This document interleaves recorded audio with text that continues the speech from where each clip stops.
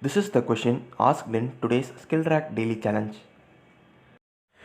So in the first line of our input, we will be given an integer n, and then we will be given an array of n integers. So here the integers are 4, 3, minus 3, 6 and minus 4.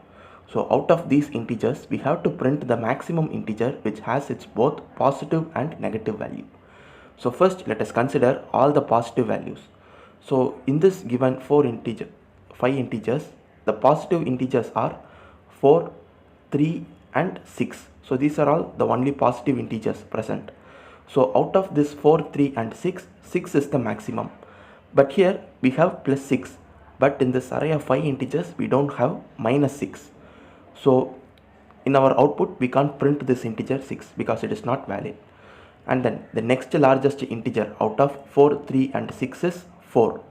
So now if we are going to take this integer 4, we have plus 4 and we also have minus 4. So this integer satisfies the condition given in the question. So in our output, we have to print this integer 4 because it has its both positive and negative value. Now let us see our sample input 2.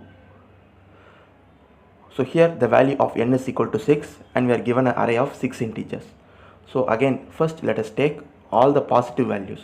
So here the positive values are 2, 2, 3 and 3. So out of these, the unique values are 2 and 3. So the largest out of 2 and 3 is 3. So here we have plus 3. So now we have to search for minus 3. But in this array of 6 integers, we don't have minus 3. We have another occurrence of plus 3, but we need minus 3, but it is not present. So we cannot print 3 in our output. So we are moving to the next largest integer. So the next is 2. So here we have plus 2. Now we have to search for minus 2. So in this array of 6 integers, we have minus 2. So this satisfies the condition given in the question. So we are printing 2 as our output. So now let us see our sample input 3. So here the value of n is equal to 4 and these are the 4 given integers.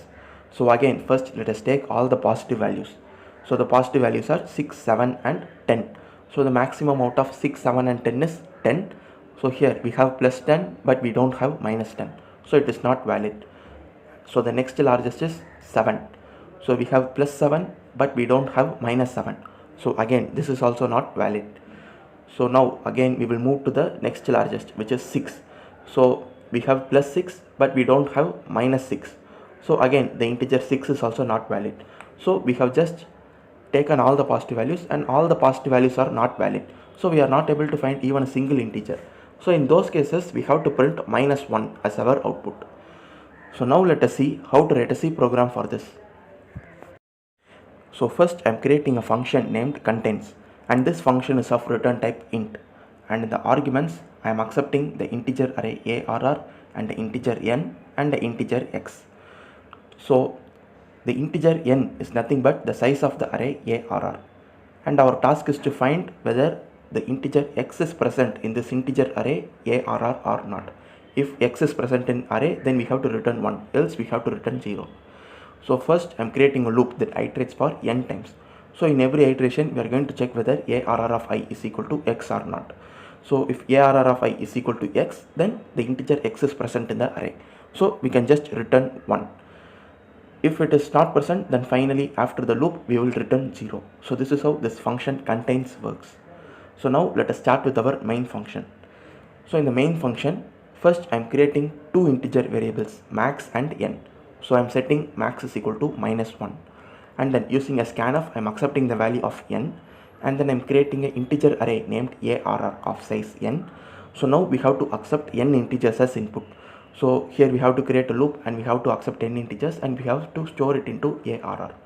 So after storing those integers into the array arr, again we will be iterating through arr in order to find the integer which has its both positive and negative.